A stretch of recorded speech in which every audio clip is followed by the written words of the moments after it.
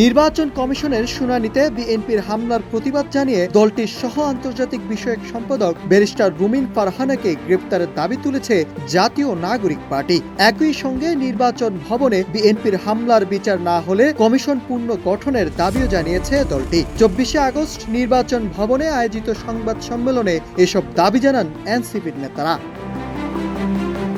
সংবাদ সম্মেলনে এনসিপির যুগ্ম মুখ্য সংগঠক মোহাম্মদ আতাউল্লাহ অভিযোগ করেন, রুমিন ফারহানার নেতৃত্বে ও নির্দেশে আমাদের উপর হামলা হয়েছে। হামলা ঠেকাতে নির্বাচন কমিশন ব্যর্থ হয়েছে। তাকে গ্রেফতার করে আইনগত ব্যবস্থা নিতে হবে, অন্যথায় আমরা নির্বাচন কমিশন ও অন্যান্য কমিশনারদের পদত্যাগ দাবি করব।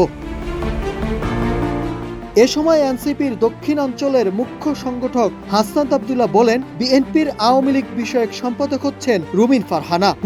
গুন্ডা নির্বাচনকে আমরা ভারতে পাঠিয়ে দিয়েছি। সন্ত্রাসের রাজনীতি করলে আওয়ামী লীগের মতো রুমিন ফারহানাদেরও ভারতে পাঠানো হবে।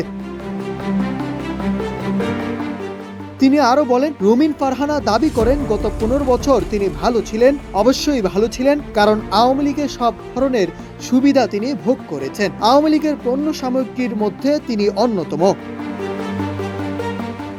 নির্বাচন কমিশনের ভূমিকা নিয়ে প্রশ্ন তুলে হাসনাত আব্দুল্লাহ বলেন, নির্বাচন কমিশন এখন কিছু দলের পার্টি অফিসে পরিণত হয়েছে। আমাদের নেতাকর্মীদের ঢুকতে পুলিশ বাধা দিয়েছে, অথচ বিএনপি কর্মীদের অবাধে প্রবেশ প্রস্থান করতে দিয়েছে। ডানপন্থী বা বামপন্থী নির্বাচন কমিশন আমরা চাই না, চাই বাংলাদেশপন্থী কমিশন। তিনি আরো জোর দিয়ে বলেন, বর্তমান নির্বাচন কমিশনকে অবশ্যই পুনর্গঠন করতে হবে। Nahid Hasan, news desk, Ittefaq.